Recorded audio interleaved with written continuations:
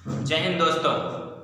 आज सचिन यादव आपको कुछ ऐसे क्वेश्चंस कराएंगे जिनसे आपकी डायमेंशन की सारी प्रॉब्लम सॉर्ट आउट हो जाएगी। क्वेश्चन ज़्यादा नहीं होंगे, सिर्फ 5 क्वेश्चन ही डिस्कस करेंगे, लेकिन ये 5 क्वेश्चंस ऐसे होंगे जिनसे आपके डायमेंशन का कोई भी प्रॉब्लम, कैसी भी प्रॉब्लम होगी आपके डायमेंशन की, वो दूर हो जाएगी। आपको कैसा भी क्वेश्चन दिया जाएगा, आपको 1-2 AIPMT के भी क्वेश्चन हम करवाएंगे, उन 5 में से कुछ क्वेश्चन होंगे, बताएंगे नहीं, वो क्वेश्चन AIPMT का भी हो सकता है, लेकिन वो क्वेश्चंस ऐसे होंगे जिनसे आपकी डायमेंशन की छोटी प्रॉब्लम से लेकर बड़ी प्रॉब्लम तक की वो कवर करेंगे और उन्हीं क्वेश्चंस की हेल्प से आप सारे क्वेश्चन सॉल्व कर पाएंगे।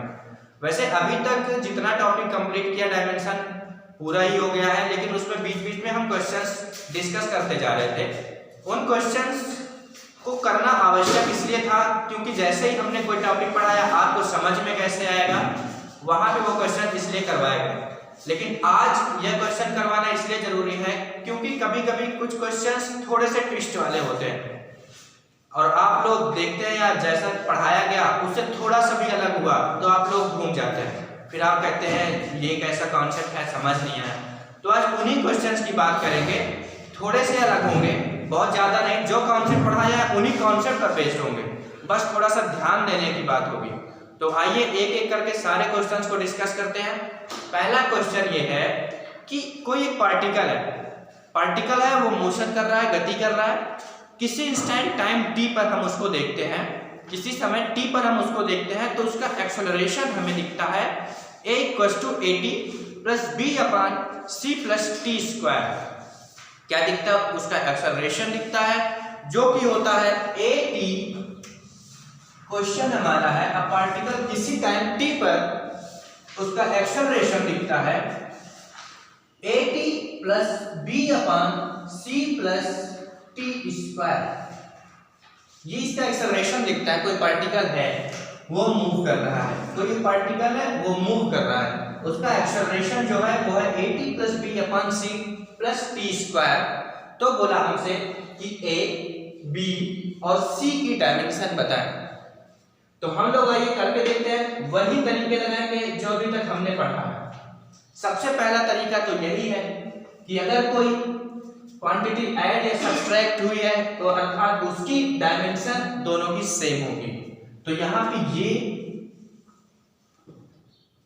at + b/c + t² आपस में जोड़े गए हैं। इसका मतलब है कि जो डायमेंशन इसकी होगी वही पूरी डायमेंशन इसकी होगी। और इसी में एक चीज और देखिएगा, c + t² भी आपस में जोड़े गए हैं, मतलब जो t की डायमेंशन होगी t² वही सेम डायमेंशन c की होगी। बस हमने यही बताया था, जोड़े घटाए गए होंगे तो उनकी डायमेंशन सेम होगी। तो वही t² c जोड़े गए आपस में तो इन दोनों की डायमेंशन सेम हो जाएगी। at + b/c + t² जोड़े गए तो इन दोनों की डायमेंशन सेम हो जाएगी। तो बस इसी कॉन्सेप्ट को लगा के सॉल्व कर लेंगे। होगा a = क्या लिख सकते हैं at, क्योंकि जो डायमेंशन इसकी है वही डायमेंशन इसकी है। a क्या है? एक्सेलरेशन, किसी टाइम t पर देखा गया त्वरण है पार्टिकल का, हमें a की डायमेंशन निकालनी है तो a = हो जाएगा a/t। a क्या है? एक्सेलरेशन, और एक्सेलरेशन की डायमेंशन होती है lt-2, तो lt-2/t। इस t को ऊपर लेके जाएंगे तो हो जाएगा lt-3, क्योंकि यहाँ पे ये 1 है, ऊपर लेके जाएंगे तो माइनस का 1 हो जाएगा और मल्टीप्लाई में क्या हो जाएगा lt-3। ये हो गई a की डायमेंशन। अब निकालते हैं हम लोग b की। b की निकालने से पहले हम c की निकाल लेते हैं क्योंकि बहुत इजी है। देखो c + t² लिखा हुआ है, क्या लिखा है? c + t², अर्थात जो डायमेंशन इसकी होगी वही सेम डायमेंशन इसकी होगी। तो बस फटाक से लिखो, फटाफट, इसमें तो कुछ है नहीं, c + t²। तो जो t की डायमेंशन वही c की। t क्या है? टाइम है, टाइम की डायमेंशन क्या होती है? कैपिटल T, तो इसकी हो जाएगी कैपिटल T। स्क्वायर लगा है तो t² हो जाएगी और जुड़ा है अर्थात इसकी भी डायमेंशन t² हो जाएगी। तो c की डायमेंशन हो गई c बराबर t स्क्वायर, जुड़ा है, जो t की डायमेंशन होगी वही c की डायमेंशन होगी। अब बात आती है b की। b की डायमेंशन हम कैसे निकालें? 80 भी सिंपल था, c प्लस टी स्क्वायर भी सिंपल था। b की कैसे निकालें? b क्या हम पूरा लिखेंगे या केवल b अकेले लिख के एक एक्सेलरेशन के बराबर लिख देंगे? और इसको लिखते हैं।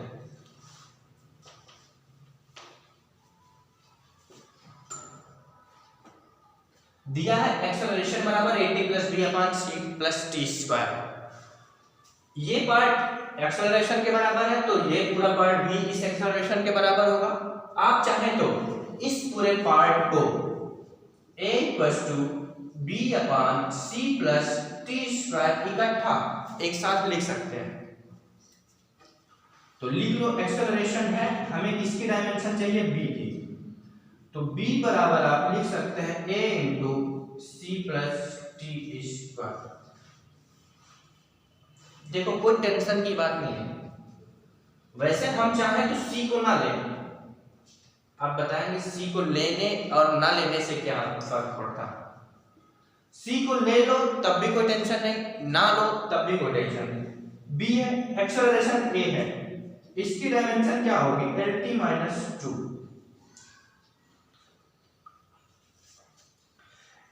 c प्लस टी स्क्वायर है तो जो डायमेंशन इसकी होगी वही सेम डायमेंशन इसकी होगी, इसलिए हम किसी एक पार्ट की डायमेंशन को रखेंगे और दूसरे को निग्लेक्ट कर देंगे। देखो c क्या होगी डायमेंशन? T square. अगर आप चाहते हैं कि हम दोनों को रखेंगे तो आप दोनों को रख लो, कोई टेंशन नहीं होगी। t की भी रख लो, टी स्क्वायर जोड़ो lt माइनस 2। इन दोनों को जोड़ोगे तो कितना आएगा? 2t स्क्वायर हो जाएगा, जिसका कोई मतलब नहीं। आगे क्या आया? 2t square. और ये नंबर है, नंबर की कोई डायमेंशन नहीं होती। c की डायमेंशन रखने से कोई फायदा मिला? नहीं मिला। तो हम चाहे तो c को हटा भी सकते हैं और केवल t स्क्वायर लिखें तो हो जाएगा t स्क्वायर। यहाँ पे आ जाएगा हमारा t स्क्वायर और t स्क्वायर का lt माइनस 2 से गुणा होगा तो b की डायमेंशन आ जाएगी n। ये हो गई b की डायमेंशन। तो हमने a की भी डायमेंशन फाइंड करी, c की करी और b की करी। कुछ रखा था? कुछ भी नहीं रखा था, बस ये था कि आप परेशान हो जाते कि कैसे करें, c की कैसे निकालें, b की। a की तो फटाक से निकाल लेते, ऐड हुआ था इसको इसके बराबर करते। प्रॉब्लम थी b और c की डायमेंशन में, इसीलिए ये क्वेश्चन डिस्कस किया। नोट डाउन करो।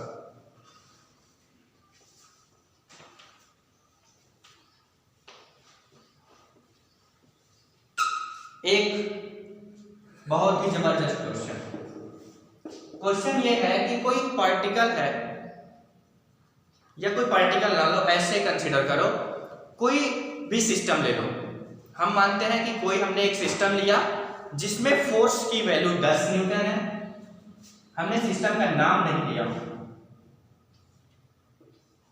कोई भी सिस्टम है जिसमें फोर्स की वैल्यू 10 न्यूटन है, एनर्जी की वैल्यू 100 जूल है और वेलोसिटी की वैल्यू 5 मीटर पर सेकंड है। तो हमसे बोला गया then find the unit, dimension नहीं, यूनिट मात्रक हमें फाइंड करना है। Unit of length, mass and time. तो किसी सिस्टम में हमें फोर्स, एनर्जी और वेलोसिटी की अलग अलग वैल्यू दी हुई है और उसमें से हमें लेंथ, मास और टाइम की यूनिट पूछा है। तो आइए सीखते हैं कि इस तरह के क्वेश्चंस को हम लोग कैसे सॉल्व करते हैं। तो इन क्वेश्चंस को सॉल्व करने का एक बहुत ही आसान तरीका ये है कि हमने आपको क्वेश्चन बताया था कि एन यू इक्वल्स टू होता है कांस्टेंट, होता है। एन कोई न्यूमेरिकल वैल्यू होती है, यू कोई यूनिट होती है और उन दोनों का गुणनफल हमेशा कांस्टेंट आता है। तो इन क्वेश्चंस को सॉल्व करने के लिए पहले हम इस इक्वेशन की हेल्प से इन तीनों की अलग अलग इक्वेशन बना लेते हैं, फिर उस इक्वेशन से ही हम फाइंड करेंगे लेंथ, मास और टाइम की यूनिट। तो n यहाँ पे कुछ नहीं दिख रहा है, जब कुछ नहीं होता तो हम 1 मान लेते हैं, तो n की वैल्यू 1, u क्या होती है, यूनिट होती है। लेकिन हम क्वेश्चन सॉल्व करते समय यहाँ क्या लिखते हैं, डायमेंशन, क्योंकि हम यूनिट की हेल्प से तो डायमेंशन लिखते हैं। तो क्या लिखेंगे, डायमेंशन। पहले बनाते हैं फोर्स की। फोर्स की डायमेंशन क्या होती है, आपको अब तक तो याद हो गई होगी, इतने क्वेश्चंस कर चुके हैं, mlt-2, और इसकी वैल्यू कितनी है, 10 न्यूटन। ये पहली इक्वेशन हो गई हमारी। इसी तरह एनर्जी की बना ले, एनर्जी 1, एनर्जी की डायमेंशन होती है ml2t-2 equal to 100 joule, equation number 2। इसी तरह हम लोग वेलोसिटी की बनाएंगे। वेलोसिटी की डायमेंशन होती है lt-1, 5 मीटर पर सेकेंड है ये हो गई हमारी थर्ड इक्वेशन। अब हम इन्हीं तीनों इक्वेशन की हेल्प से फाइंड करेंगे बारी बारी से लेंथ, मास और टाइम की यूनिट। तो देखो इन इक्वेशन की हेल्प से, और हमें कहीं नहीं बाहर जाना, हमें लेंथ, मास और टाइम की यूनिट निकालनी है। तो यूनिट निकालने से पहले अगर हम लोग डायमेंशन निकाल लें तो हमारा काम बन जाए, क्योंकि हम लोग यूनिट से ही डायमेंशन निकालते हैं। तो डायमेंशन अगर हमें पता हो जाएगी तो हम लोग यूनिट तो अपने आप निकाल लेंगे। तो इन्हीं की हेल्प से, अगर हमें पहले लेंथ बोला तो ये लेंथ निकालते हैं कि हम इन तीनों की हेल्प से लेंथ कैसे निकाल सकते हैं। देखो हमें करना क्या है, हम देखेंगे कि इन तीनों में से हम किसकी हेल्प लें, किसी एक की या दो की, या हमें तीनों की हेल्प लेनी पड़ेगी। कैसे करेंगे कि किसकी हेल्प से हम लेंथ की यूनिट को फाइंड कर सकते हैं, और उसके लिए हम पहले निकालेंगे लेंथ की डायमेंशन। तो देखो इसमें क्या है, लेंथ है और ये टाइम है। इसमें क्या है, मास है, लेंथ है, टाइम है, मास, लेंथ, टाइम। तो इसमें और इसमें हमें ये दिख रहा है कि अगर हम दूसरी वाली इक्वेशन अर्थात इसको इससे डिवाइड कर दें तो काम बन सकता है। कैसे बन सकता है, ये 100 है, ये मास से डिवाइड करेंगे तो मास से मास कट जाएगा, लेंथ 2 है, लेंथ 1 है, तो 1l से 1l कट जाएगा, t-2 है, t-2 ये पूरा कट जाएगा, तो लेंथ अकेले आ जाएगी। तो इसके लिए हम क्या करेंगे, दूसरी इक्वेशन को पहले से डिवाइड करेंगे। दूसरी को ही पहले से क्यों, पहले वाली को दूसरी से क्यों नहीं डिवाइड करेंगे, या किसी से भी करो, दूसरे वाले की वैल्यू ज्यादा है, पहले वाले की कम है, इसलिए हम दूसरे वाले को पहले वाले से भाग दे देंगे। इससे भाग दोगे तो आसान होगा, अगर दूसरी वाली से पहले वाले में भाग दोगे तो दशमलव में आंसर आएगा। प्रॉब्लम सिर्फ इसलिए होगी, कैलकुलेशन है। तो equation second is divided by first, तो हो जाएगा ml2 t-2 upon ml t-2 equals to 100/10 हो गया। इस m से इस m को काट देंगे, t-2 से t-2, 1l से 1l कट जाएगा, और 10 से 100 कटेगा, कितना आएगा, 10। तो l की वैल्यू आ गई 10 मीटर। ये लो आ गई हमारी यूनिट मीटर। डायमेंशन की हेल्प हमने ली, डायमेंशन क्या आ गई, l, और उसी l की हेल्प से हमारी क्या आ गई, मीटर, डायमेंशन से आ गई यूनिट। तो आ गई लेंथ की यूनिट क्या हो गई, मीटर। वैल्यू भले ही 10 आई, हमें तो उसकी आवश्यकता ही नहीं थी, हमें तो केवल मीटर और सेंटीमीटर पता करना था। अब हम लोग मास इसी तरह से निकालेंगे। देखो अगर इस l की वैल्यू, पहले हम टाइम अगर निकालना चाहे तो टाइम भी निकाल सकते हैं। अगर हम इस l की वैल्यू को इसमें रख दें तो क्या टाइम आ जाएगा। जैसे दिया है LT-1 बराबर 5 मीटर पर सेकेंड दिया है। अगर हम l की वैल्यू 10 रख दें तो टाइम आ जाएगा, l बराबर 10 इंटू t-1 बराबर 5, t-1 बराबर 5/10। हम इसको लिख सकते हैं 1/t, क्योंकि पावर में -1 है, नीचे ले जाएंगे +1 हो जाएगा, 5/10, और t बराबर लिख सकते हैं 10/5, अर्थात t की वैल्यू आ गई 2, और टाइम क्या है, सेकेंड, तो 2 सेकेंड। ये दो टाइम की भी यूनिट आ गई, लेंथ की आ गई मीटर, टाइम की सेकेंड। अब बचा मास। मास अकेले निकालना है। तो अगर हम इस एल और एम की वैल्यू, बस कुछ नहीं, एक की वैल्यू निकाली, उसको दूसरे में रखा, और फिर एल की भी आ गई, टी की भी आ गई, अब किसी भी पहले दूसरे में से किसी में भी रख दो एल और टी की वैल्यू, तो मास आ जाएगा और मास की यूनिट भी आ जाएगी। एम एल कितना है 10, टी कितना है 2, 2 की पावर -2 बराबर 10, एम बराबर 10/10 इंटू 10 टू द पावर -2 है, इसको अगर ऊपर लेके चले जाएंगे तो हो जाएगा m इक्वल्स टू 10/10 इंटू 2 की घात +2 अर्थात 4। क्या लिख सकते हैं 4, 10/10 इंटू 4, 10 से 10 कट जाएगा, क्या आ जाएगा 4 kg। ये लो मास की यूनिट आ गई किलोग्राम। आपने ध्यान दिया कि हमने यूनिट सीधे लिख दी, मीटर, सेकेंड और किलोग्राम। हमें कैसे पता कि ये मीटर ही है, ये सेंटीमीटर क्यों नहीं है, मिलीमीटर क्यों नहीं है, ये सेकेंड ही क्यों है, मिनट क्यों नहीं है, घंटा क्यों नहीं है, किलोग्राम ग्राम क्यों नहीं है, बस लिख दिया मीटर, हो गया सेकेंड और किलोग्राम। ये बात कहां से पता चलेगी कि ये मीटर में होगा, सेंटीमीटर में होगा, कि ये टाइम सेकेंड में होगा, मिनट में होगा कि घंटे में, और ये मास किलोग्राम और या ग्राम किस में होगा, ये पता चलेगा हमारा इससे।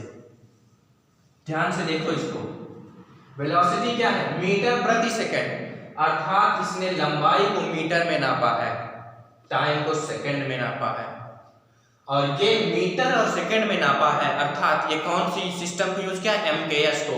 और एमकेएस सिस्टम में क्या होता है, नाम ही है मीटर किलोग्राम सेकंड, अर्थात लंबाई को मीटर में नापेंगे हम लोग, मास को किलोग्राम में और टाइम को सेकंड में निकालेंगे। इसलिए हम तुरंत लेंथ निकाली तो 10 मीटर लिखा, सेंटीमीटर नहीं लिखा, टाइम 2 सेकंड लिखा, 2 मिनट या 2 घंटा नहीं लिखा, और मास के 2 किलोग्राम में लिखी। तो ये थे ये क्वेश्चन को सॉल्व करने का। एक और क्वेश्चन,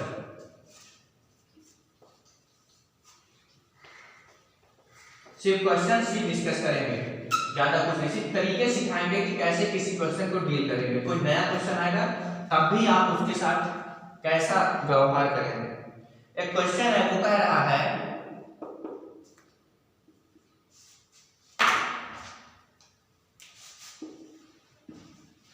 क्वेश्चन ने बोला कि फोर्स एक हैवी फोर्स है, अर्थात जबरदस्त फोर्स है, किसी बॉडी पर 60 टाइम के लिए लगता है। 60 टाइम का मतलब होता है कि डेल्टा टी, और फोर्स हैवी है एफ। एक हैवी फोर्स है, किसी बॉडी पर 60 टाइम के लिए अगर लगता है तो इन दोनों का गुणनफल क्या डेल्टा पी के बराबर होगा।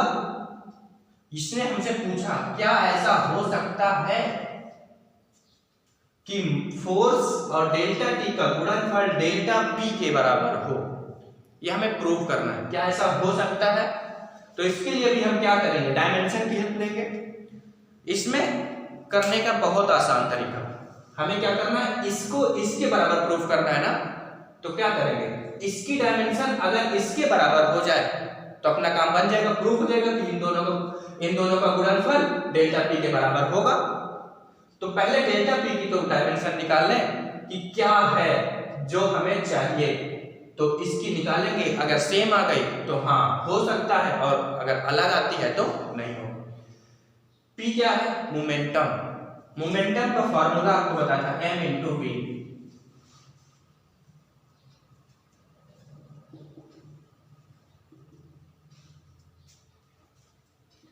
m इंटू वी, m क्या होगा, मास। मास की डायमेंशन होती है m, v होती है वेलोसिटी, वेलोसिटी की होती है lt-1, तो हो गया m/t-1। तो डेल्टा p की डायमेंशन, इसमें भी डेल्टा लगा लो, कोई टेंशन की बात नहीं। डेल्टा p की डायमेंशन आ गई lt-1। अगर फोर्स और टाइम का गुणनफल की डायमेंशन भी यदि आ जाए तो ये प्रूफ हो जाएगा कि ये दोनों बराबर हो सकते हैं। और निकालें F into delta T, force की डायमेंशन mlt-2 इंटू टाइम है टाइम की होती है t, गुणा कराओ mLt-1 हो जाएगा। इन दोनों को जब गुणा कराएंगे तो ये लो, ये mLt-1 इससे मैच कर रहा है, अर्थात इन दोनों का गुणनफल डेल्टा t के बराबर हो सकता है। तो ये हो गई प्रूफ करने वाली बात, किसी इक्वेशन को कैसे प्रूफ करें।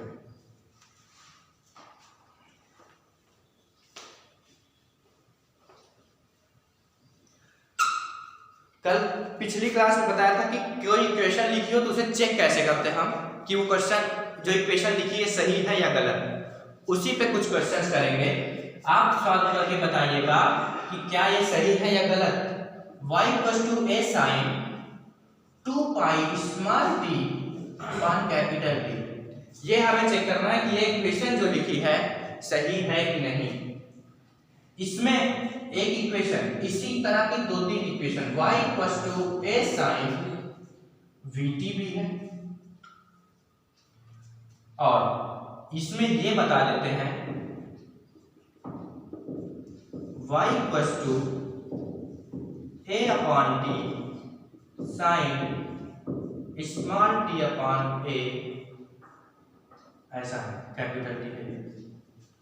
और एक और इक्वेशन है y = a/√2 sin 2πt upon capital T plus cos 2πt upon capital T। हमें ये प्रूफ को इसमें से चेक करना है कि कौन सी इक्वेशन डायमेंशनली सही लिखी है कि कौन सी गलत लिखी है। तो इसके लिए थोड़ा सा डिस्क्रिप्शन ये जान लो कि जो A है डिस्प्लेसमेंट या फिर मैक्सिमम डिस्प्लेसमेंट बोल सकते हो, डिस्प्लेसमेंट है। A एक्सेलरेशन है, A क्या है, सॉरी A मैक्सिमम डिस्प्लेसमेंट है। V क्या है, वेलोसिटी है। V हो गया वेलोसिटी, और T तो टाइम दिया ही है, T तो आप समझ ही जाते हैं कि क्या है, कैपिटल T क्या है, टाइम पीरियड है। बस इतनी सी बात भी है। तो इक्वेशन चेक करने का आसान तरीका क्या है कि सबकी डायमेंशन रखो, और अगर LHS के RHS के बराबर आ जाए तो हमारी इक्वेशन सही हो जाती है। तो देखो, हमने पहले बोला था कि किसी भी ट्रिग्नोमेट्रिकल फंक्शन के साथ लिखा पूरा टर्म डायमेंशन लेस होता है, डायमेंशन इसकी नहीं होती। और अगर हम इसको रखें और ये पूरा टर्म डायमेंशन लेस आ जाए तो ये इक्वेशन सही लिखी होगी, है कि नहीं।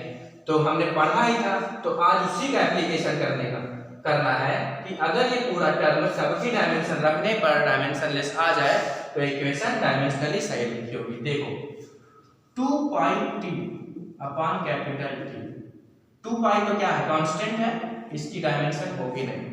2 एक नंबर है, पाई भी एक नंबर है, 3 पॉइंट जिसकी वैल्यू होती है समथिंग। और स्मॉल t क्या है, टाइम। स्मॉल t की डायमेंशन t, और नीचे वाला t क्या है, टाइम पीरियड, जिसकी डायमेंशन होगी t। क्या आया, कट जाएगा, डायमेंशन लेस, t की पावर 0 अर्थात डायमेंशन लेस।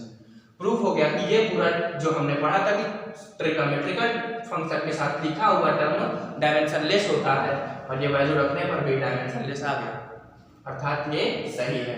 तो मतलब कि y की जो डायमेंशन होगी वही a की डायमेंशन होगी, और a क्या है, डिस्प्लेसमेंट, अर्थात इसकी डायमेंशन होगी l। तो हमें तो इसको पता भी नहीं करा था, हमें ये बताना था कि ये इक्वेशन सही है या गलत। तो क्या है, ये सही इक्वेशन लिखी हुई है डायमेंशन के हिसाब से। और इसको चेक करते हैं, ये भी ट्रिग्नोमेट्रिकल फंक्शन के साथ लिखा है, अर्थात v और t की डायमेंशन क्या होगी, नहीं होगी, ये डायमेंशन लेस होगा। और अगर डायमेंशन लेस आ गया तो इक्वेशन सही होगी, नहीं तो गलत होगी। और सबके डायमेंशन रखते हैं। v क्या है, वेलोसिटी, वेलोसिटी की डायमेंशन होती है LT-1, और t की टाइम है, t हो जाएगा, गुणा कराओगे तो क्या आ जाएगा, l। लो भाई, इसकी तो डायमेंशन आ गई l। अब हम कह रहे थे कि ट्रिग्नोमेट्रिकल फंक्शन के साथ लिखा हुआ टर्म डायमेंशन लेस होता है, और यहाँ डायमेंशन आ गई, मतलब ये इक्वेशन गलत लिखी हुई है, डायमेंशनली इनकरेक्ट है। इसी तरह इन सबको भी हम चेक कर लेंगे। चेक करो, ये ट्रिग्नोमेट्रिकल टर्म के साथ लिखा है तो इसकी डायमेंशन नहीं होनी चाहिए। अब देखते हैं है कि नहीं। स्मॉल टी अपॉन ए क्या है डिस्प्लेसमेंट, टी क्या है टाइम, टाइम की होती है टी और डिस्प्लेसमेंट अर्थात लेंथ एक तरफ की तो उसकी होती है एल, ऊपर लेके चले जाएंगे एल माइनस 1t। ये लो भैया इसकी तो डायमेंशन आ गई और हम कह रहे थे ट्रिग्नोमेट्रिकल टर्म के साथ लिखा हुआ जो पूरा टर्म होता है वो क्या होता है डायमेंशनलेस।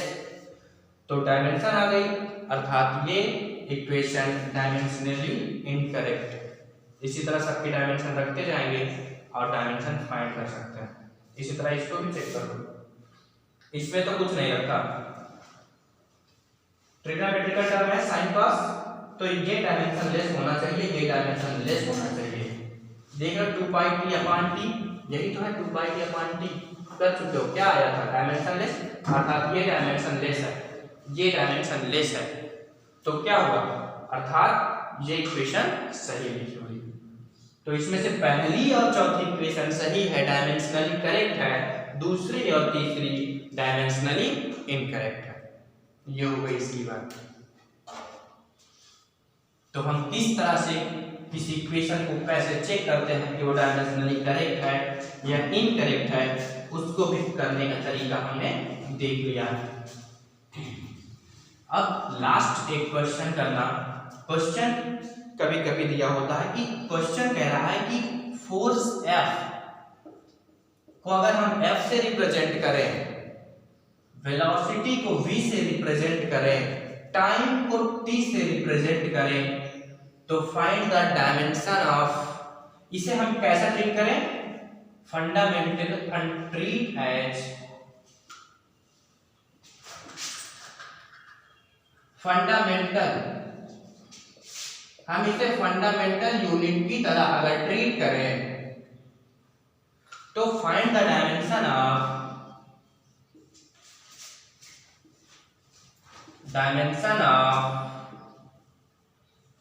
मास। इसका मतलब समझ। हाँ तो इन क्वेश्चंस को करने का एक कैसा तरीका, हमसे बोला कि F, V और T अर्थात फोर्स, वेलोसिटी और टाइम की हेल्प से हमें मास की डायमेंशन बतानी।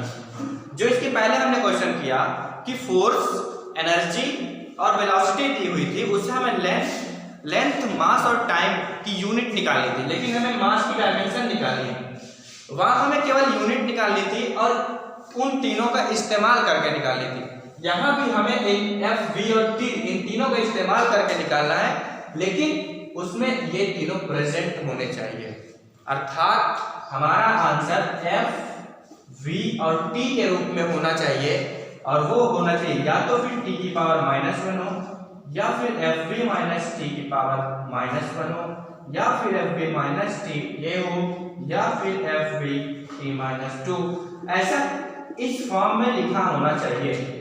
कहने का मतलब FVT हो, इनकी पावर में डिफरेंस हो कि हम इसकी पावर में कितनी वैल्यू रखें कि हमें मास की डायमेंशन पता चल जाए। तो आइए करके देखते हैं किस तरह से हम इस क्वेश्चन को डील करते हैं। इनको भी करने का बहुत आसान तरीका है। आसान तरीका क्या है, हमें किसकी डायमेंशन चाहिए मास की, लिख लो मास की डायमेंशन चाहिए with the help of force, velocity and time.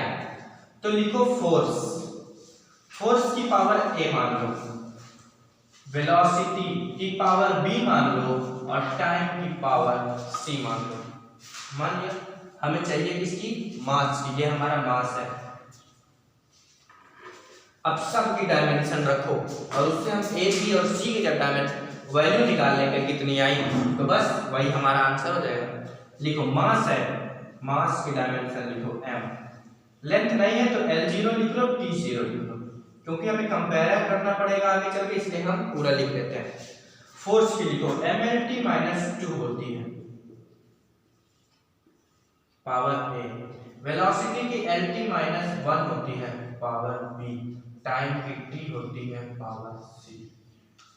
बस अब इसी को आगे लिखते जाओ, आपका आंसर मिल जाएगा। देखो m को m की पावर a लिख सकते हैं, l की पावर va और t की पावर -2a।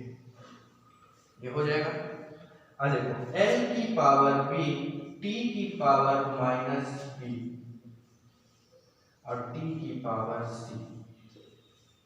अब बस m वाले टर्म को एक साथ, l वाले को एक साथ, t वाले को एक साथ मल्टीप्लाई करके लिख लो। तो m l t 0 बराबर m की पावर a, केवल अकेला ही है, l की पावर a l की पावर b मल्टीप्लाई कराएंगे तो l की power a plus b। t देखो t की पावर माइनस 2a, t की पावर माइनस b, t की पावर c मल्टीप्लाई करेंगे तो t की power minus 2a minus b plus c जुड़ जाएंगे तीनों। देखो a की वैल्यू क्या होगी, कंपेयर करो m का m से, a की वैल्यू 1 क्योंकि m में कुछ नहीं रखा 1। l a plus b, l देखो इससे कंपेयर करो इसको तो l में आएगा a प्लस b बराबर 0, या फिर इसको लिख सकते हो a बराबर माइनस b। जो a की वैल्यू होगी उसकी अपोजिट b होगी, या फिर कह लो b बराबर माइनस a लिख सकते हो, b बराबर माइनस a। तो हमें b की वैल्यू फाइंड करनी है, a की वैल्यू फाइंड कर चुके हैं तो a क्या हो गया 1 है, a 1 रखो तो b की पावर b बराबर आ गया माइनस 1। ये a की भी वैल्यू आ गई, b की आ गई, अब बची c की। लिखो इस t का कंपेयर करो इस t से तो क्या होगा minus 2a minus b plus c बराबर 0, 0 है पावर में। अब देखो हमें a की भी पता है वैल्यू, b की भी पता है, c की फाइंड कर लेंगे। a की वैल्यू कितनी है प्लस का 1 रखो, माइनस 2 इंटू 1 फिर माइनस, b की वैल्यू क्या है माइनस 1 अर्थात minus 1 into minus 1 plus c निकालना है बराबर 0, minus 2 into 2 minus 2 into minus और माइनस का गुणा होगा क्या होगा प्लस, प्लस का 1 प्लस c इक्वल्स टू 0। तो ये माइनस का 2, माइनस 2 प्लस 1 क्या बचेगा माइनस 1 अर्थात माइनस 1 प्लस c बराबर 0। तो c बराबर क्या हो जाएगा प्लस 1। ये a की 1, b की माइनस 1 और c की 1, बस यहीं पर वैल्यू रख दो। a की वैल्यू 1 नहीं लिखते हम लोग, b की वैल्यू माइनस 1 c की वैल्यू प्लस 1, c की भी नहीं रखेंगे तो हमारा आंसर क्या होगा, m की जो डायमेंशन होगी fv-1t, ये हो गया मास की direction with the help of force, velocity and time. तो ये जितने 5 क्वेश्चंस आपसे आज डिस्कस किए ये आपके डायमेंशन के लिए सफिशिएंट है, इससे ज्यादा कुछ पढ़ने की जरूरत नहीं है। इतने क्वेश्चंस अगर आप प्रैक्टिस कर लेंगे, समझ लेंगे तो कोई भी क्वेश्चन आपका नहीं फंसेगा। और ये हुई आपकी डायमेंशन समाप्त।